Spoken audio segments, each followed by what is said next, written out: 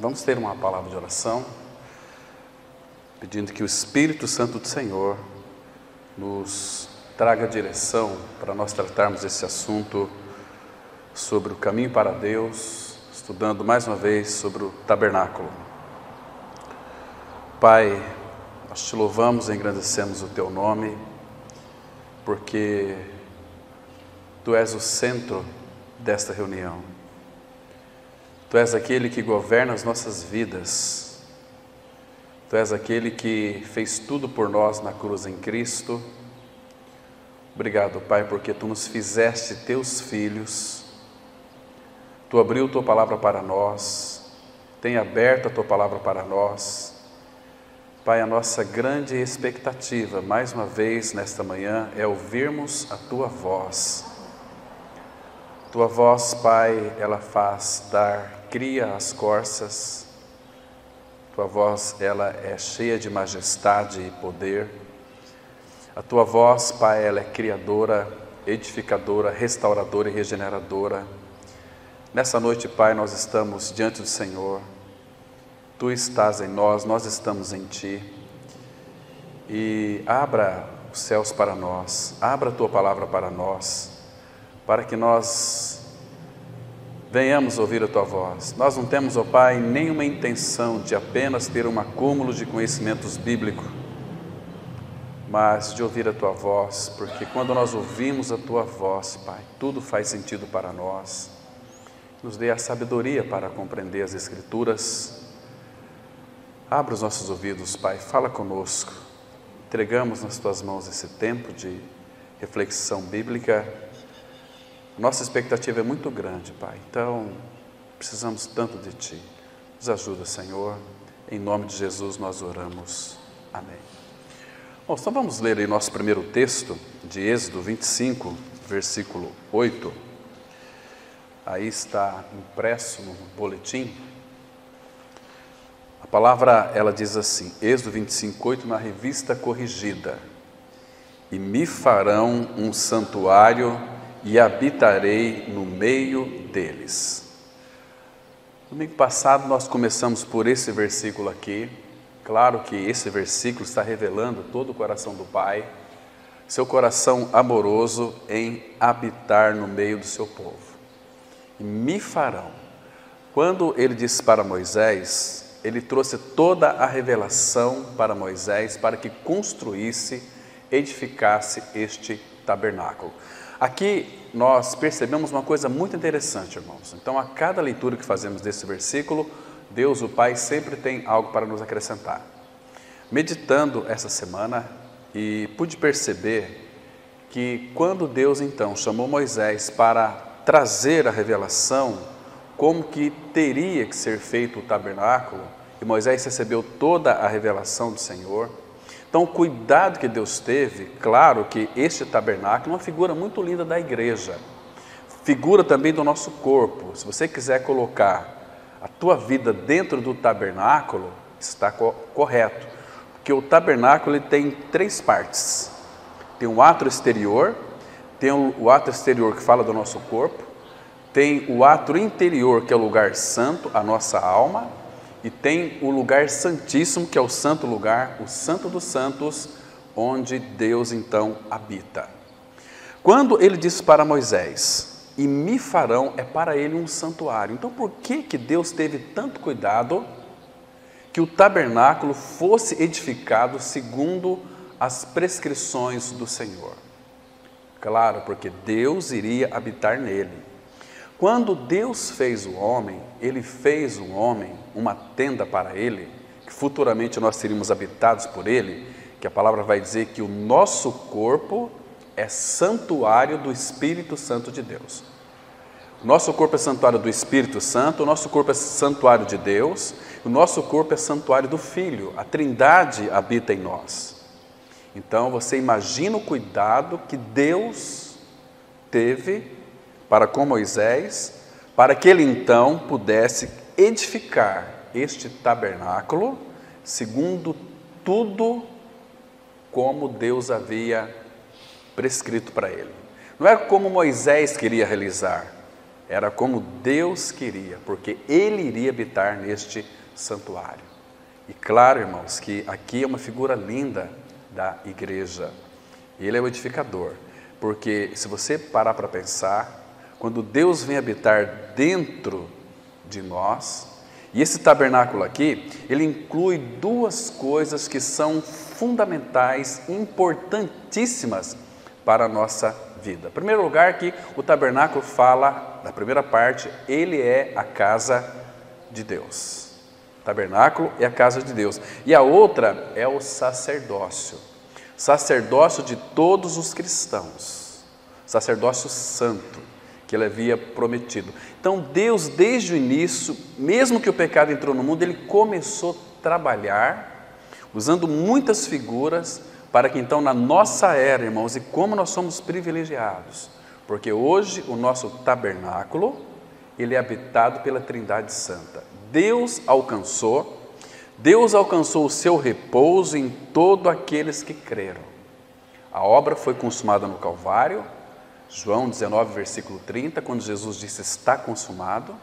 Claro que ele estava abrindo ali, quando ele disse, está consumado, rendeu o Espírito, a palavra fala que o véu do santuário, que somente o sumo sacerdote entrava uma vez por ano, ele foi rasgado de alto a baixo, dando a entender que agora todos os que creem no Senhor Jesus Cristo têm livre acesso diante do Senhor, da sua presença. E o Santo dos Santos não é, nós vamos lá na igreja, não é. Nós somos a igreja, vamos para o local de reunião nos reunirmos, porque o Santo dos Santos é o lugar da habitação de Deus. E onde Deus colocou o seu Santo dos Santos? Em nosso espírito. No Antigo Testamento, ele habitaria entre o seu povo e andaria entre o seu povo, no meio do seu povo. Mas hoje, irmãos, o Santo dos Santos é em nosso espírito. Ele habita no nosso interior. Então, olha o privilégio que nós temos de sermos habitados por Deus Pai, Deus Filho, Deus Espírito Santo. Isso é muito rico, isso é maravilhoso, porque Deus agora encontrou nos seus filhos um lugar de repouso. Entende? Quando nós cremos no Senhor, claro que nós recebemos todo o descanso. Por que nós recebemos descanso? Lembra quando Moisés, em Êxodo 33, ele libertou o povo de Israel do Egito, e Deus disse que enviaria um anjo para ir adiante dele. Lembra lá em Êxodo 33, a partir do versículo 1? Mas, irmãos, Moisés ali, ele fez de desentendido. Ele disse assim, Senhor, tu me fazes subir com este povo, mas tu não me revela quem há de ir comigo. Aí Moisés diz assim para o Senhor, olha que ousadia que é, irmãos. Senhor, se a tua presença não for comigo, não me faça subir. Em outras palavras, Moisés não queria anjo. Aí Deus disse para Moisés, Moisés, a minha presença, ela irá contigo e eu te darei descanso. Então a presença dele em nós traz descanso. Hoje você percebe que tem muitos cristãos cansados, porque eles não entregam as suas cargas para aquele que tem a competência de carregar. A palavra fala no Salmo 68, versículo 19, ela diz assim, que Deus é o nosso Salvador, que dia a dia Ele leva o nosso fardo. Então, para que Ele leve o nosso fardo, nós temos que entregar a Ele. Entrega, não apenas os teus fardos, mas entrega o teu caminho ao Senhor. Confia nele e Ele tudo fará. Ele vai fazer tudo através de nós. Não é que Ele vai fazer tudo, você vai cruzar os braços, não é esse sentido aqui. Ele tudo fará através de nós, e o trabalhar de Deus em nós como sacerdotes, Deus, Ele não requer o nosso suor. Suor cheira CC. Então, Ele não requer o nosso suor. É um trabalho sem esgotamento. Entende, irmãos? Quando os sacerdotes iriam servir ao Senhor, todo aquele trabalho no átrio ali, o que Deus requereu deles? Vocês vestem, lá em Ezequiel capítulo 45, está muito claro lá o texto, ele não quer o nosso suor. Eu queria que vocês lessem comigo esse texto, Ezequiel capítulo 45, aqui, irmãos, ele começa a prescrever como deveria ser o trabalho dos sacerdotes, né? Porque a casa de Deus precisa de sacerdotes. E aqui, irmãos, algo que nos chama muito a atenção são as obrigações sacerdotais. O que é um sacerdote? Todo homem e mulher que creram no Senhor. Mas sacerdote mulher? Sim, irmãos. A primeira mulher que exerceu o sacerdócio, sabe quem foi? Não foi um homem, foi uma mulher. Lembra quando o Senhor Jesus, ele estava naquele jardim, o pecado entrou no jardim, lá no Éden. Então, teve que ser tirado ali do jardim também. Jesus, quando ele ressuscitou, o Pai o ressuscitou, ele estava no jardim, ficou 40 dias sobre a face da terra. Então, Maria Madalena amava tanto o Senhor, e foi ali, no túmulo, mesmo depois do Senhor morto, ela não o abandonou. Mas ela entrou no túmulo, ele não estava ali. Então, ela contemplou um jardineiro, que era o Senhor Jesus, mas ela não o conheceu. Então, ela disse para aquele homem, pensando ser ele um jardineiro: Senhor, você não viu onde puseram o meu Senhor? Se você viu, fala onde está, que eu trarei de volta para cá. Aí Jesus chamou ela de mulher. Vocês se lembram? Mulher. Ainda não foi revelado para ela. Mas quando Jesus disse para ela, Maria, as escamas dos olhos dela caíram. Ela então contemplou o Senhor e disse, Rabone, mestre. Lembra que Jesus disse para ela, não me detenhas porque não subi ao meu Pai, mas vai ter com os meus irmãos. Agora, graças ao Senhor, ele poderia chamar os discípulos de irmãos, porque a obra já havia sido consumada. Mas vai ter com meus irmãos sacerdócio. Vai ter com meus irmãos e dize a eles, subo para meu Deus e vosso Deus, sacerdócio. Depois sobre filiação.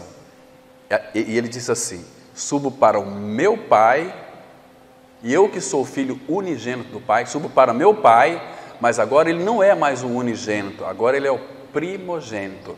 Subo para o meu Pai unigênito e para o vosso Pai. Então ela foi a primeira mulher a exercer o sacerdócio, foi Maria Madalena. Claro que o sacerdócio é de todos os cristãos. Todos nós servimos na casa de Deus. Casa de Deus somos nós. O que significa servir na casa de Deus? É servir uns aos outros, é amar uns aos outros. Isso é tremendo, irmãos. Irmãos, nós temos exercido o nosso sacerdócio de uma forma tão pouca. É um trabalho que não requer nosso esforço. Agora, veja aqui. Ele não quer o teu suor nem o meu suor. Veja como deve servir os sacerdotes. Aqui é em figura, irmãos. Versículo 15. 44:15, me perdoe. Eu citei 45, né? É Ezequiel 44, versículo 15. Diz assim a palavra. Mas os sacerdotes levitas, os filhos de Zadok, que cumpriram as prescrições do meu santuário, quando os filhos de Israel se extraviaram de mim, eles se chegarão a mim para me servirem e estarão diante de mim, para servir a Ele e estar diante dEle. É um serviço que nunca terá fim, irmãos. Para me oferecerem a gordura e o sangue, diz o Senhor Deus, eles entrarão no meu santuário e se chegarão à minha mesa, a mesa que Ele tem preparado para nós. Somente os sacerdotes, nós somos nação santa, sacerdócio real do Senhor. Para me servirem e cumprirão as minhas prescrições. E será que quando entrarem pelas portas do átrio interior, usarão vestes de linho e não se porá lã sobre eles quando servirem nas portas do átrio interior dentro do templo? Por que não se porá lã? Porque lã dá coceira, lã faz as pessoas suarem. Deus não quer o nosso suor. E aí ele fala no versículo 18: tiaras de linho lhes estarão sobre a cabeça e calções de linho sobre as coxas, não se cingirão a ponto de lhes vir suor. Está vendo, irmãos? Hoje a gente vê tantos cristãos se matando na obra e depois eles se frustram, se cansam. Eles são tão assíduos no serviço, porque muitas vezes o líder deles mandou para eles fazer isso, fazer aquilo, mas o Senhor não pediu isso. E isso traz na vida cristã esgotamento. Irmão, nós precisamos tomar muito cuidado. Eu tenho tido esse cuidado aqui com os irmãos também. Quando o irmão fala, nós temos que fazer isso, fazer aquilo, evangelar, quem foi que pediu? Quem que mandou? Não, eu tive uma ideia. Então vamos orar para buscar a vontade do Senhor. Porque às vezes uma ideia maravilhosa. Nós temos que evangelizar a cidade de Sidrolândia. Sim, claro que temos. Mas, irmãos, não podemos, por exemplo, vamos fazer um culto lá na praça, vamos fazer uma marcha para Jesus. Jesus não pediu nada disso, mas os homens fazem. E isso não traz glória para Deus. Tudo que é para nós realizarmos, em primeiro lugar, Ele vai prescrever para a gente realizar. E quando Ele prescreve, quando Ele manda, Ele também supre todas as nossas carências. Ele dá todos os recursos. Quando Salomão foi construir o templo, era da vontade do Senhor, Davi queria, você não vai construir, teu filho vai construir. Construiu o templo de Salomão, mas o povo começou a ofertar, irmãos, madeira, ouro, prata. Chegou, se você ler lá em Crônicas, 1 Crônicas, você vai perceber que tiveram que mandar o povo falar, chega gente, não precisa mais contribuir, e cada vez mais contribuição, trazendo, chega, não precisa mais, percebe? Porque eles entendiam que era a vontade do Senhor, que aquela casa fosse erigida, entende, irmãos? Então os recursos veio, o Senhor moveu uma pessoa aqui, moveu outro coração ali, entende? Aí nós vamos fazer um serviço sem esgotamento espiritual, aí nós iremos realizar aquele trabalho para o Senhor, como sacerdotes, mas a glória vai tudo para o Senhor. Irmão, se nós não entendermos a cruz em nós, nós vamos fazer coisas que o Senhor não pediu para fazer, e aí nós vamos querer, sabe o quê? Aplausos e reconhecimento. Fiz tanto por aquela igreja. Talvez você fez para o templo, não para o Senhor. Quando nós fazemos para a igreja, fazemos para os irmãos. Fazemos para se mostrar que nós somos bons, para realizar as coisas. Isso não agrada o Senhor, entende, irmãos? Agora, quando nós entendemos a cruz, porque a cruz nos crucifica, e a manifestação de Deus será notória em nossa vida, em tudo aquilo que nós realizarmos, porque é não mais eu, mas Cristo, porque nós morremos com Cristo na cruz. Cristo é a nossa vida. Então, quando Cristo, que é a nossa vida, se manifestar, então nós também seremos manifestados com Ele em glória. Percebe, irmãos? Tanto na sua volta, quando há a manifestação da vida de Cristo em nós, no serviço, no encargo da palavra, servir as mesas, tudo tem que ser com uma aprovação do Pai. Irmãos, o tabernáculo, quando ele foi construído, quando foi erigido, até um prego que fosse pregado lá, tinha que ser pela vontade do Senhor, senão não funcionaria. Então, Deus tendo todo esse cuidado, o que Deus fez, irmão? Para que aquele tabernáculo fosse erigido de uma forma plena, Então, o que Deus fez? Deus chamou Moisés, nesse texto aqui, e me farão, o tabernáculo é para mim, não é para vocês. Me farão um santuário, que é um tabernáculo, que é uma tenda. E habitarei no meio deles, no meio de vocês. Então Deus chamou Moisés, revelou tudo para ele. Então Deus sabia, Deus sabe da limitação de Moisés. Deus chamou algumas pessoas do meio do povo dele. Vamos lá para o texto de Êxodo, capítulo 35, Êxodo 35, vamos ver alguns versículos aqui, nessa habilitação do Senhor para que o tabernáculo então fosse erigido. Lembrando que o tabernáculo é uma figura linda da igreja. Capítulo 35, versículo 30 e 31. Observa aqui que interessante, irmãos. Êxodo, capítulo 35, a partir do versículo 30. Olha o cuidado do Senhor para que então esse tabernáculo, para que a casa de Deus fosse edificada. Ele disse assim, verso 30 do capítulo 35. Disse Moisés aos filhos de Israel: eis que o Senhor chamou pelo nome a Bezalel, filho de Uri, filho de Ur, da tribo de Judá. E o Espírito de Deus o encheu de habilidade, inteligência e conhecimento em todo artifício. Então Deus chamou este homem, chamado Bezalel, e o habilitou de inteligência e conhecimento, verso 32, e para elaborar desenhos e trabalhar em ouro, em prata, em bronze, e para lapidação de pedras de engaste, e para entalho de madeira, e para toda sorte de lavores.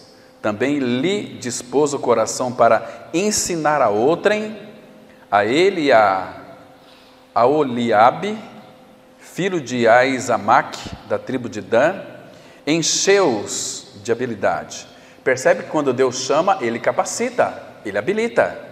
Encheu-os de habilidade para fazer toda a obra de mestre, até a mais engenhosa, e a de bordador em estofa azul, em púrpura, em carmesim, e em linho fino, e a do tecelão, sim, toda sorte de obra a elaborar desenhos. 36:1. Assim trabalharam Bezalel e a Oliabe e todo homem hábil a quem o Senhor dera habilidade e inteligência para saberem fazer toda a obra para o serviço do santuário, segundo tudo que o Senhor havia ordenado. Está vendo aqui? Não era, queridos, não era como eles queriam, era como o Senhor queria. Então Deus chamou não apenas Moisés, mas outros, e os encheu de habilidade, de inteligência, de conhecimento, para que a obra do Senhor fosse perfeita. Então Deus habilitou aqueles homens de uma forma linda, para que o tabernáculo pudesse ser erigido para ser a casa de Deus. Essa casa de Deus, irmãos, era uma figura linda da igreja. Deus ali, Ele vinha uma vez por ano para visitar o seu povo. E o povo naquela grande expectativa. Porque a congregação no deserto, bem no meio de todas as tendas, estava o tabernáculo. O sumo sacerdote entrava ali uma vez por ano, com sangue alheio de animais, colocava sobre o propiciatório a tampa da arca, que significa assento de misericórdia. Ali, nós vamos ver depois os textos, na tampa da arca, a arca é uma figura linda de Cristo, e na tampa da arca é o lugar de encontro de Deus e o homem. Que lindo, irmãos, que coisa mais preciosa, porque ali havia sangue. Imagina se Deus viesse e não encontrasse sangue no propiciatório. Todos, povo de Israel, morreriam. Lembra de Hebreus 9:22? Segundo a lei, quase todas as coisas se purificam com sangue, e sem derramamento de sangue não há remissão de pecados. Aqueles animais eram uma figura ou representava Cristo e o seu sangue precioso. Então, imagina só, tanto é que o sumo sacerdote entrava ali, com os sininhos, com uma corda amarrada pela cintura, e com as 12 tribos de Israel, 6 cada lado. Ezequiel 28 vai dizer exatamente isso. Ele colocava, olha que coisa mais linda, irmãos, o sumo sacerdote levava as 12 tribos de Israel no seu ombro e no seu peito. Isso fala de quê, irmãos? Cristo na cruz. Cristo na cruz, Ele levou sobre si o meu e o seu pecado no seu ombro. Foi sobre Ele, carregando sobre si os nossos pecados. No seu ombro fala de força e no seu peito. Com sua força e com seu coração, Ele consumou uma obra no Calvário de uma vez por todas. Por isso que diz lá em Jeremias 31:3, com amor eterno eu te amei, por isso com benignidade eu te atraí. É na força e no seu amor. Que lindo, irmãos, que linda cena. Então não era como Moisés achava que era que tinha que ser feito. Era segundo Deus havia então mostrado para ele ali, naquela linda revelação, quando ele estava face a face com o Pai, que Deus trouxe todas as prescrições. Se o Pai permitir, irmãos, em dezembro, janeiro, nós vamos analisar cada uma das mobílias. Nós temos que pegar cada uma das mobílias e analisar cada uma delas, que são todas elas figuras de Cristo. Todo o tabernáculo fala de Cristo e da sua igreja. Irmãos, que Deus sabe é o nosso Pai Celestial. Então, através das figuras, nós podemos conhecer mais o Senhor, mais o seu cuidado, mais o coração dele, porque ele escancara o seu coração para nós. É tão maravilhoso nosso Senhor, irmãos. Depois eu quero comentar um pouquinho sobre a porta que fala de Cristo também, né? Porque na porta tinha ali pelo menos 4 panos, né? Que eram todos eles de uma forma retorcido. A porta era feita de 4 cores. Nós vamos hoje tocar um pouquinho nesse assunto, se o tempo assim permitir. O que significa cada uma dessas cores, a porta de entrada? Porque para nós entrarmos numa realidade espiritual com o Senhor, numa vida de comunhão com Ele, nós não estamos lá dentro do tabernáculo, nós estamos do lado de fora, aqueles irmãos. Mas para que nós possamos entrar em toda a realidade com Deus o Pai, precisamos passar pela porta. Lembra que Jesus disse lá em João 10:9? Eu sou a porta das ovelhas. Percebe ali, irmãos? Quem entrar por mim será salvo. Então o tabernáculo não tinha uma única porta. Por isso que ele disse assim: eu sou o caminho, a verdade e a vida, ninguém vem ao Pai senão por mim. Eu sou a porta das ovelhas. Quem entrar por mim, porque ele é a porta, entrará e sairá e achará pastagens. Quando fala entra, quando você entra na porta, você vai se defrontar com uma coisa chamada, o que tinha logo após a porta? O altar. O altar do holocausto. O que significa holocausto? Holo é todo, causto é queimado, que vem da ideia de cáustica, de soda. Holocausto. Você passou pela porta, entrou em Cristo, você já se defrontava com o altar do holocausto. O que significa o altar do holocausto? Na nossa experiência, irmãos, altar é uma alusão à cruz. O que era oferecido ali, irmãos, sobre aquele altar? Os animais. Mas não era, matava um animalzinho, você era pecador, trazia aquele animalzinho ali na porta da tenda da congregação.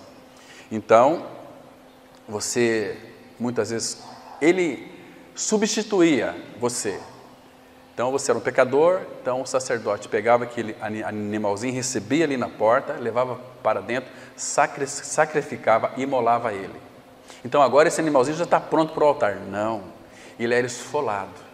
Então aquele sacerdote abria aquele animalzinho, primeiro ele fazia uma investigação, ver se ele não tinha nenhum defeito, para ir para o altar.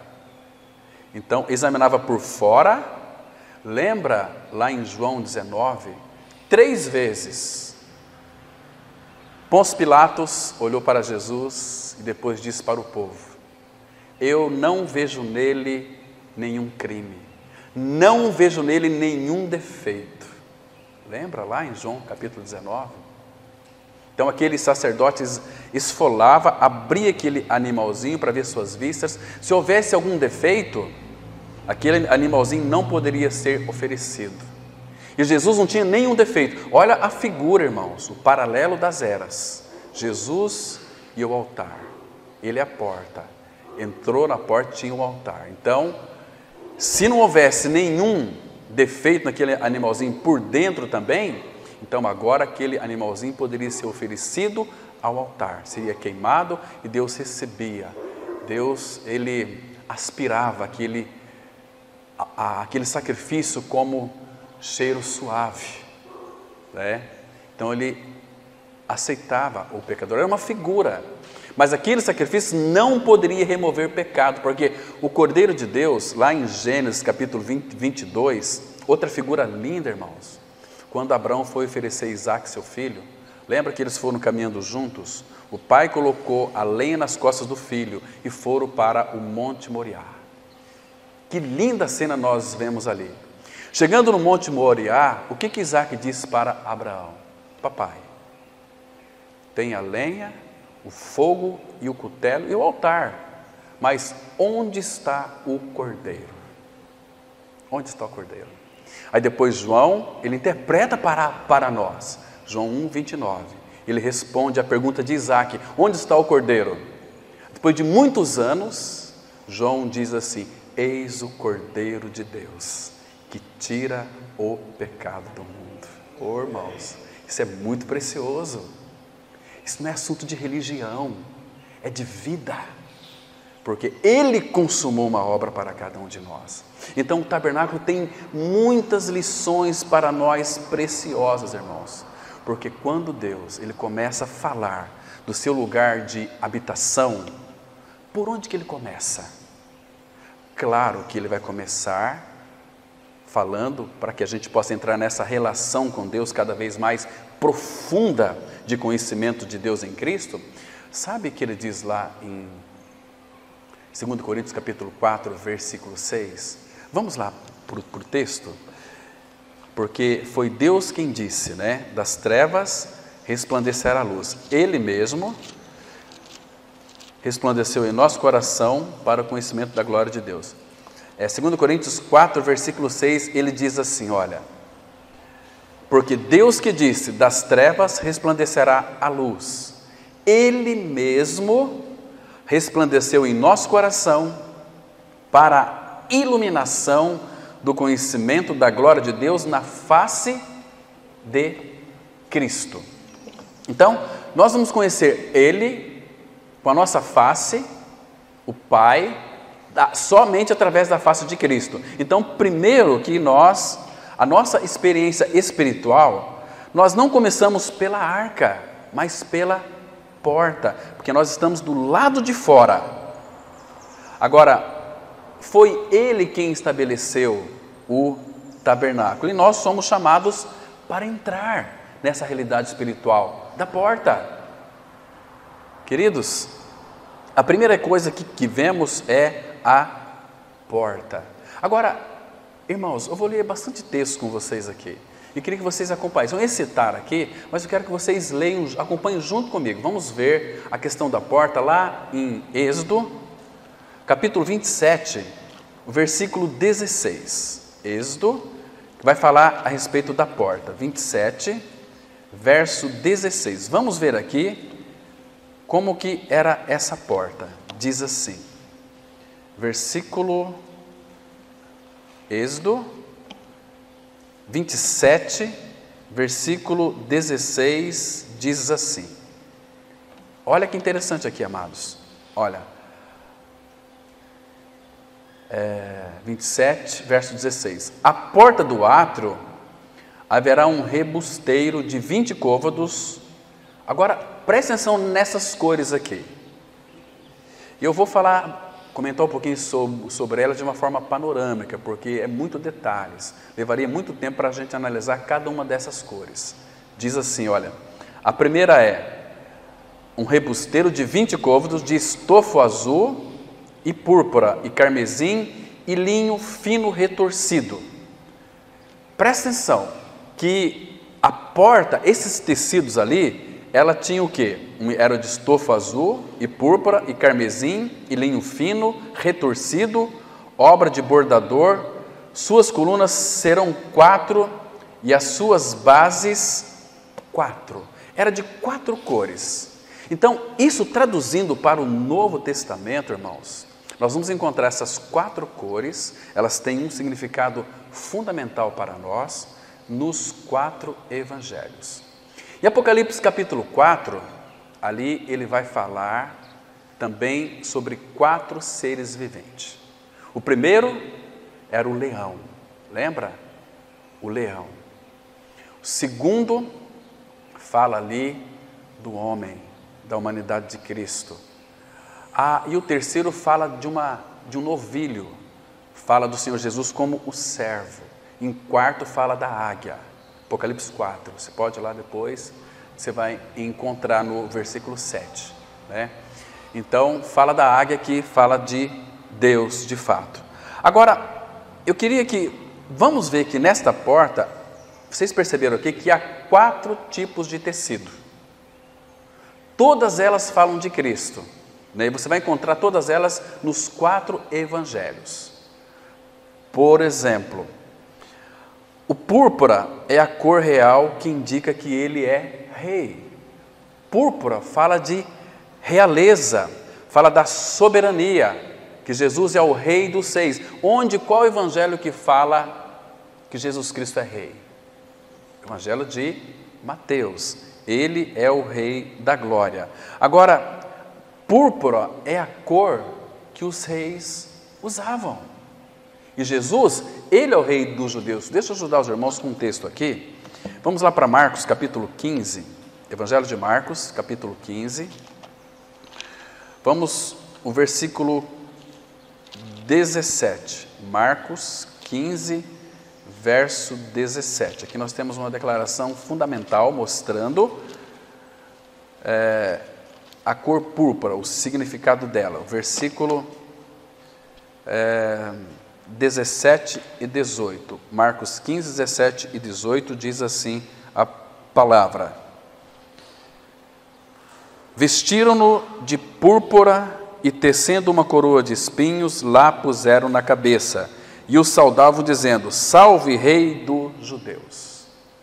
Aqui eles estavam aqui fazendo chacota, mas Jesus, ele sempre foi rei, nunca deixou de ser rei.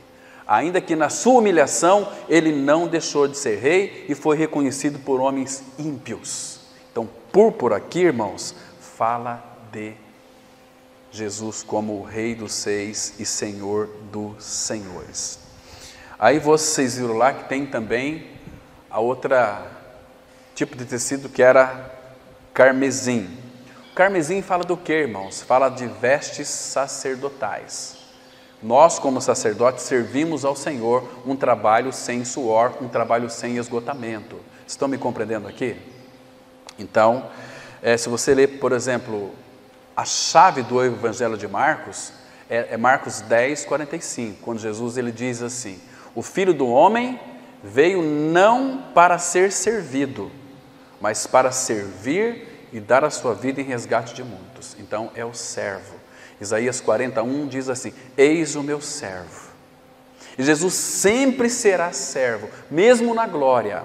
Nós vimos domingo passado aquele texto de Lucas, capítulo 12, quando ele contou aquela parábola dele mesmo, que haveria um dia na glória, que ele iria nos chamar, dar lugar à mesa, e ele mesmo nos serviria. E nós servimos a Cristo, porque ele que é servo habita em nós e nos habilita a sermos servos. Quando que nós vamos servir ao Senhor de uma forma adequada? É quando verdadeiramente nós temos uma experiência de regeneração, de morte e ressurreição com Cristo. Aí o servo vem para dentro de nós. Então nós vamos servir a Ele na dependência e na força do servo que habita em nós. O Senhor não quer que a gente o sirva de qualquer maneira, irmãos.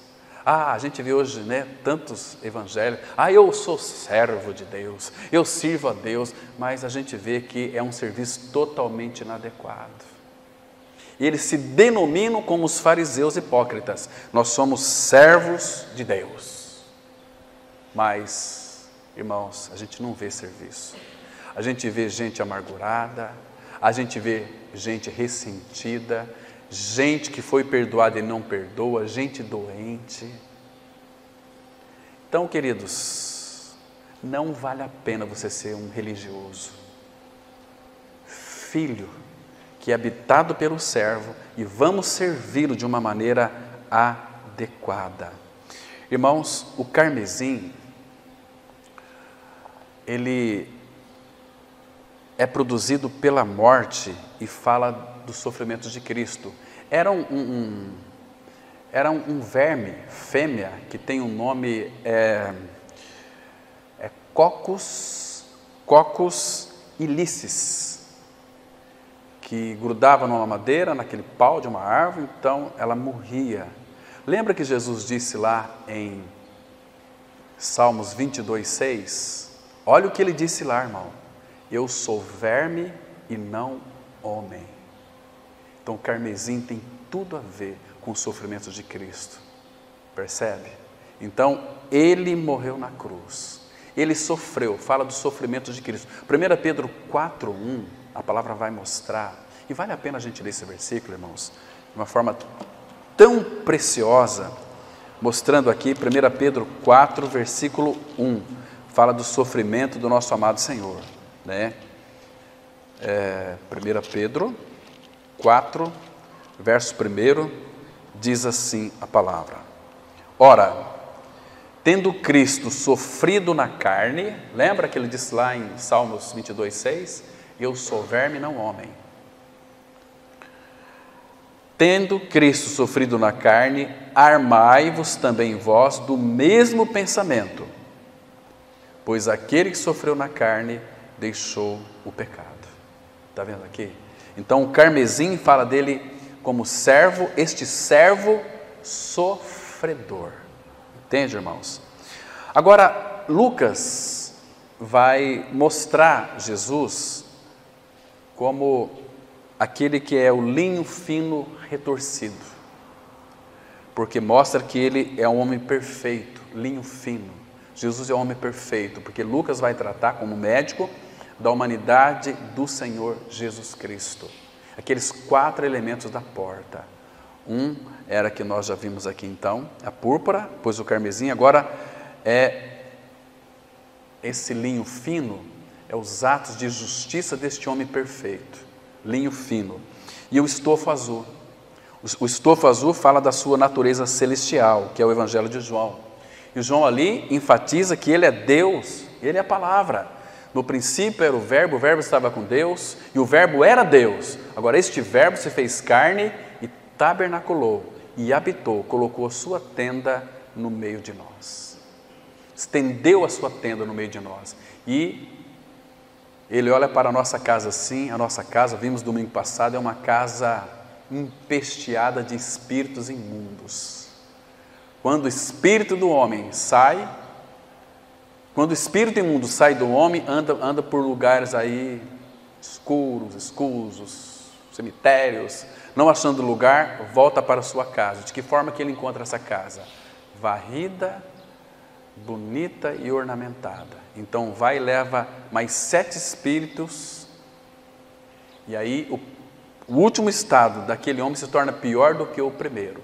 Mas a nossa casa, irmãos, essa casa aqui, o teu e o meu corpo, se não for regenerada, todo pecador, ele está possuído por espíritos imundos. Agora, é uma casa cheia de cupim. Sabe como é que Cristo fez com a nossa casa? Vamos abrir em João, capítulo 12, versículo 31. 12, 31. Então Jesus, lembre-se que ele é o tabernáculo de Deus, ele é a morada de Deus, que colocou sua tenda no meio de nós. Ele veio até nós, o verbo se fez carne e habitou. A palavra habitou no grego é tabernaculou, colocou a sua morada no meio de nós, para que nós pudéssemos habitar nele. Mas para isso nós temos que abandonar a nossa casa. Olha só o versículo 31, irmãos, presta atenção aqui. Jesus está dizendo o seguinte: chegou o momento de ser julgado este mundo, e agora o seu príncipe será expulso. Então, ele está falando desta casa velha, da minha casa velha e da sua casa velha, que chegou o momento do príncipe ser expulso. Quando Jesus realiza uma obra nessa casa velha, o príncipe, que é Satanás, não tem como mais voltar para ela.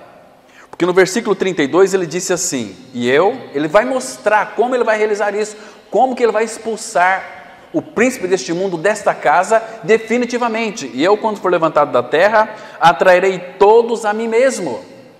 E isto dizia, significando de que gênero ou tipo de morte ele havia de morrer. Então ele morreu na cruz. Então ele levou a minha casa velha no seu corpo, para uma finalidade.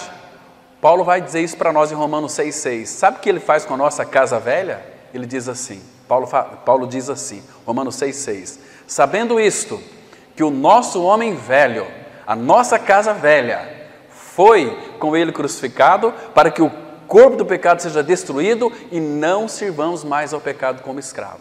Então o que Jesus está mostrando para nós ali, através do apóstolo Paulo: olha, a tua casa é velha e eu não vou fazer reforma na sua casa.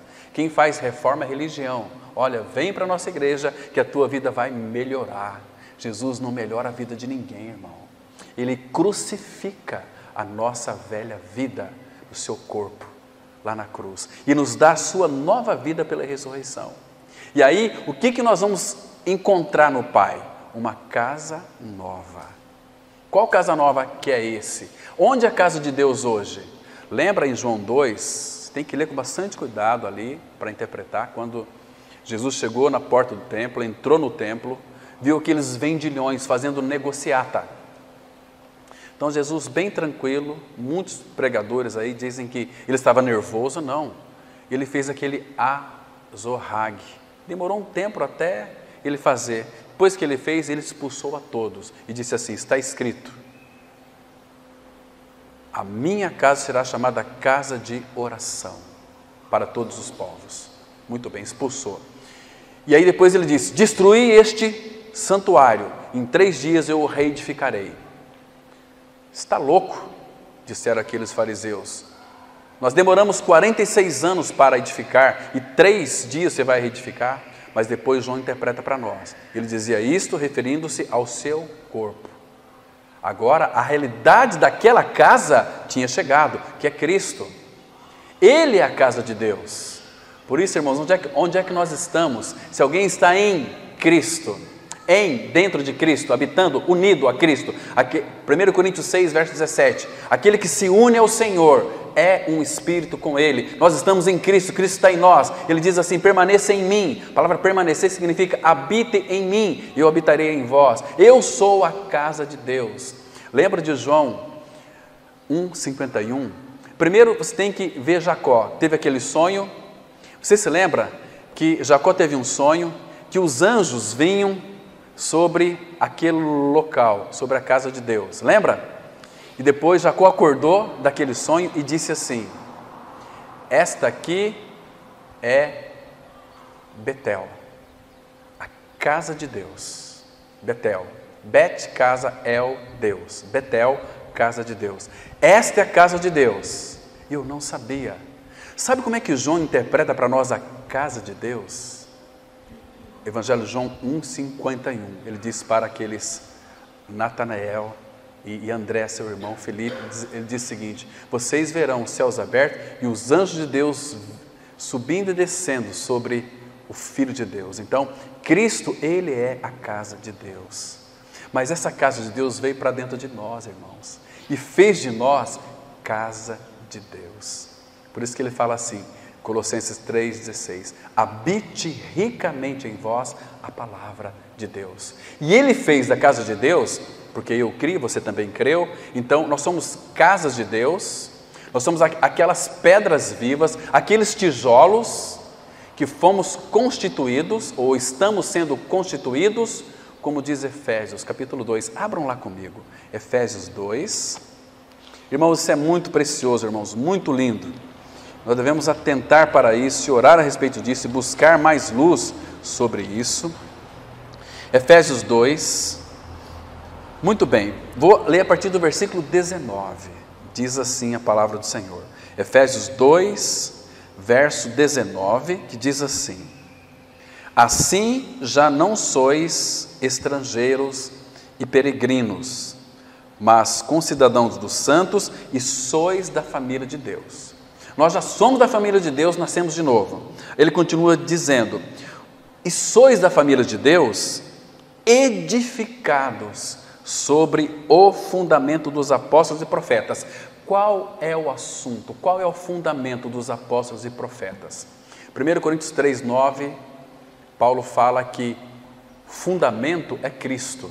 Ele é o fundamento. Nós somos edificados sobre a rocha. Lembra que ele disse para Pedro lá em Mateus 16?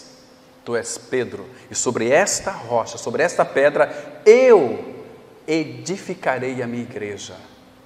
Nós não edificamos a igreja, Ele é quem que nos edifica.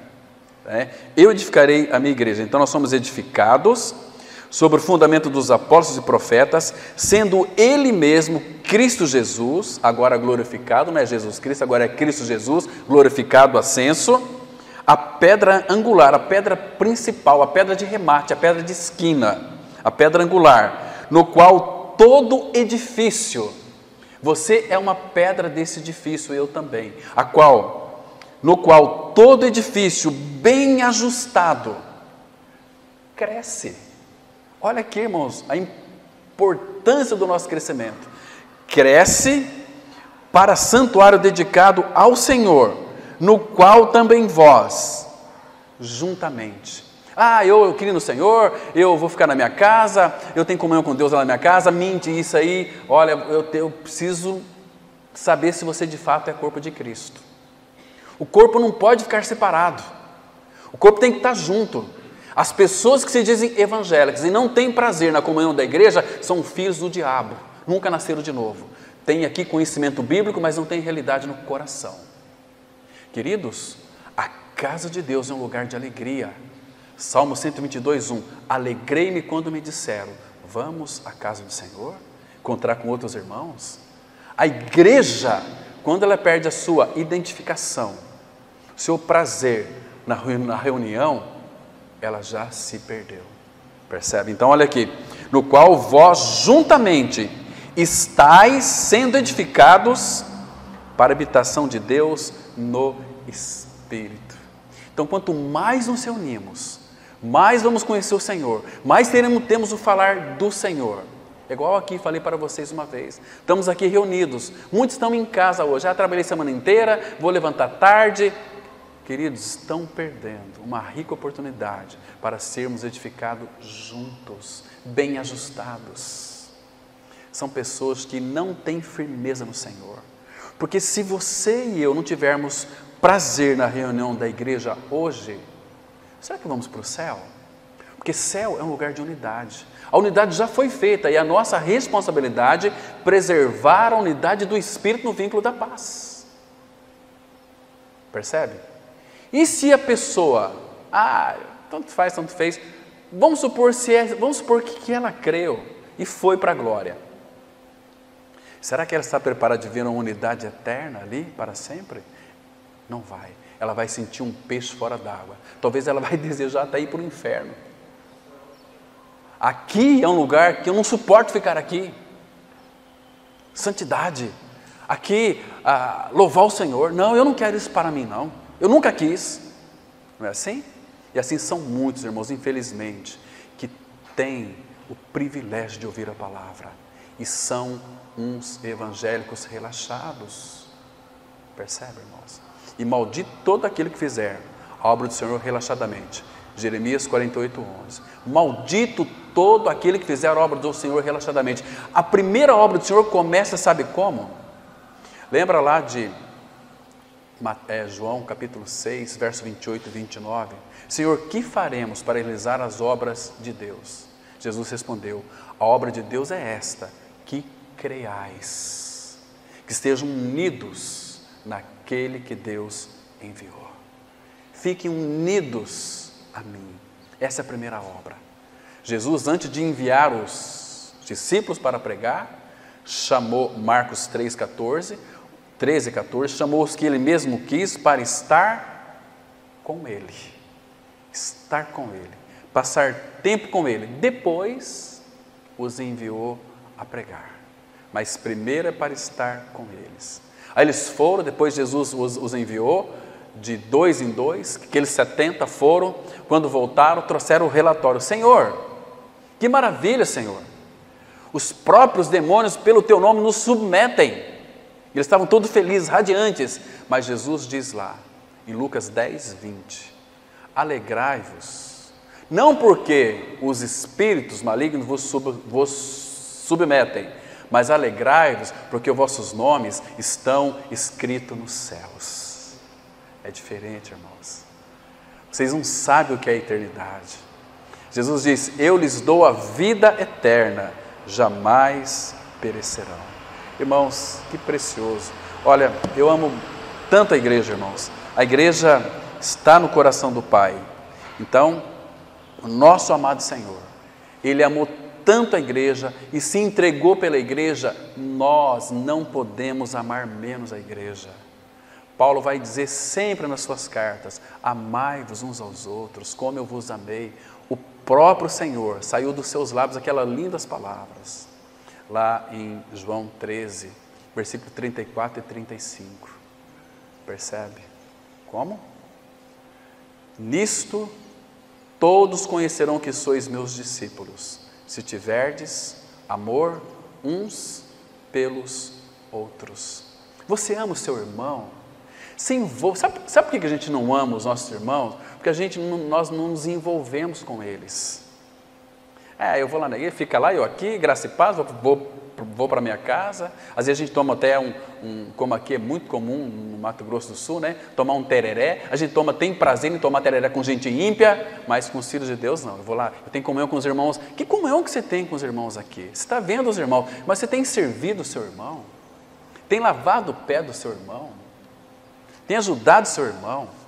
Querido, nós somos muito frios naquilo que concerne ao amor de Deus, porque não nos falta nada para nós. O amor de Deus foi derramado em nossos corações pelo seu Espírito, foi derramado de uma forma abundante, e a gente pega esse amor de Deus, como somos egoístas para nós. Eu sei que Deus me ama, mas este amor que foi colocado no seu coração é para você extravasar, para você amar o seu irmão. O que é amar o irmão? Você doar pelo irmão, é você passar tempo com o seu irmão, você abraçar teu irmão, às vezes fazer até uma refeição junto, né?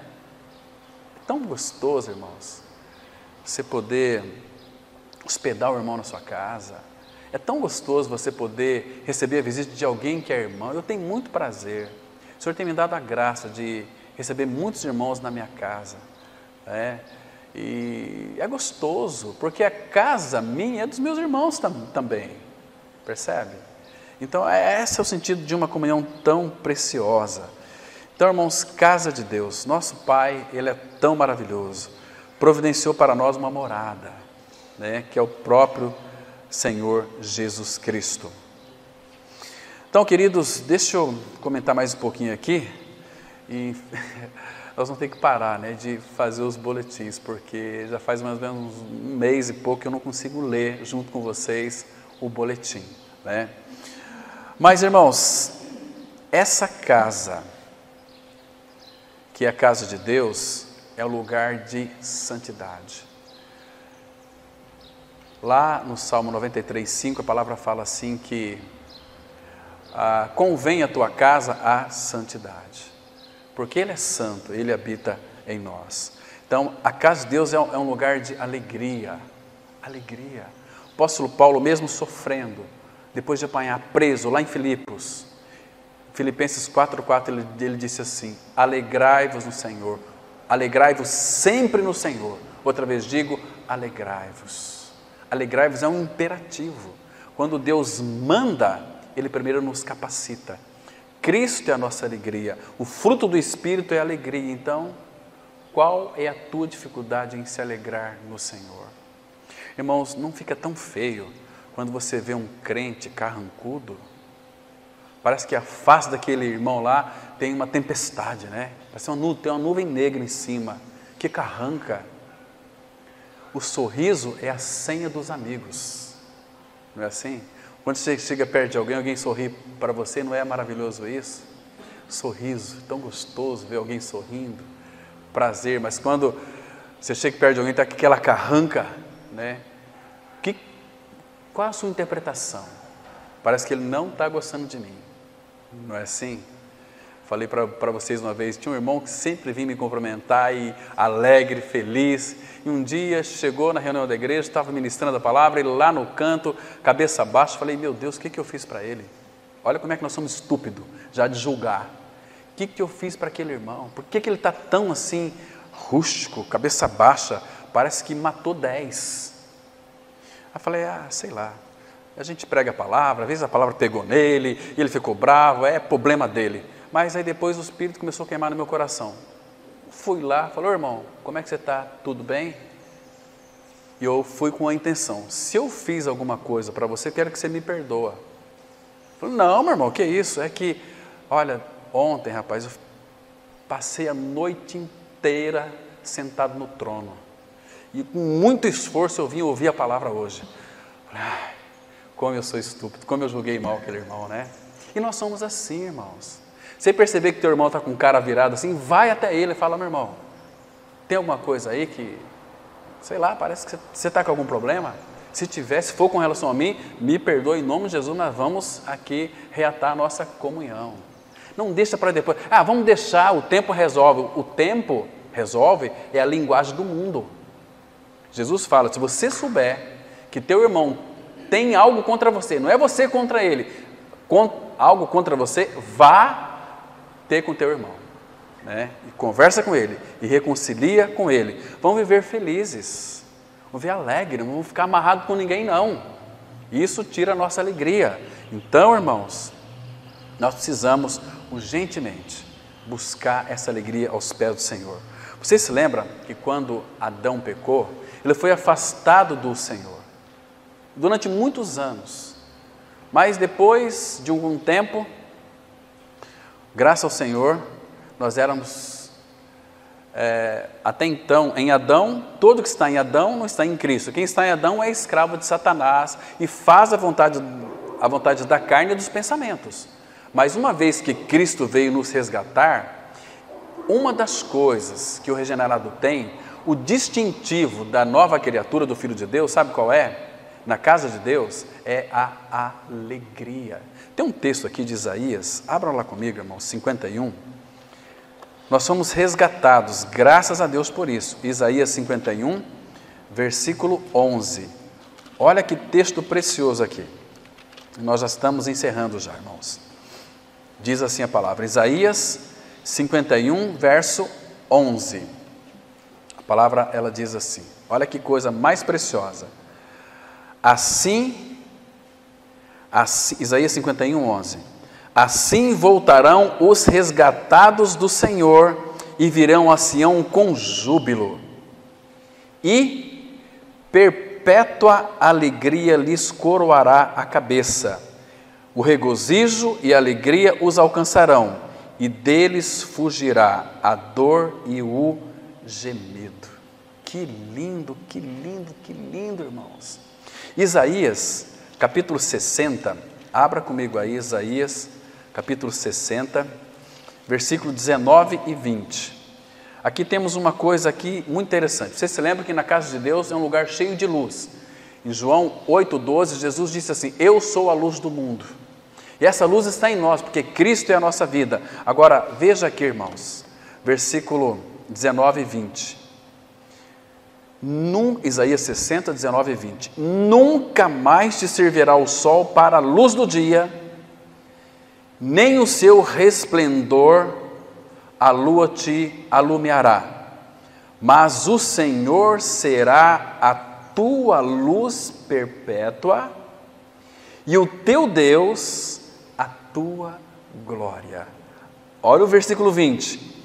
Nunca mais se porá o teu sol, nem a tua lua minguará, porque o Senhor será a tua luz perpétua e os dias do teu luto findarão. Lembra de Provérbios 4,18? A luz do justo, a luz... Ai caramba, vamos lá, o último versículo. Isaías 4, verso 18, que eu queria que vocês lessem junto comigo aqui. Provérbios 4, verso 18. Provérbios 4, 18. Nós saímos de Isaías, vamos lá para Provérbios agora, capítulo 4, verso 18, que diz assim a palavra. Olha que interessante aqui. Mas a vereda dos justos é como a luz da aurora, que vai brilhando mais e mais, até ser dia perfeito. Então, graças ao Senhor, irmãos, porque a casa de Deus é o lugar da nossa habitação. E essa luz perpétua habita em nós. Então, louvamos ao Senhor, porque Ele é um Pai que fala, Ele é um Pai que nos edifica, é um Pai que é puro amor, e a gente precisa aprender, irmãos, a nos deliciar no Senhor, como Ele delicia no meio do seu povo. Que Ele continue, então, falando aos nossos corações. Amém. Nosso Pai, graças te damos, porque podemos ler a Tua palavra com liberdade, podemos ser edificados por essa mesma verdade, Pai. Pai Santo, firma-nos cada dia mais na Tua palavra, desvenda os nossos olhos para que possamos contemplar todas as maravilhas na Tua palavra. E continue falando conosco, Pai, continue frutificando as Tuas verdades em nosso interior. Nos ajude, Pai, a reter essa palavra para que ela frutifique e produza fruto, a 10, a 30, a 100 por um. Pai, muito obrigado, Senhor. Em nome de Cristo que nós oramos. Amém.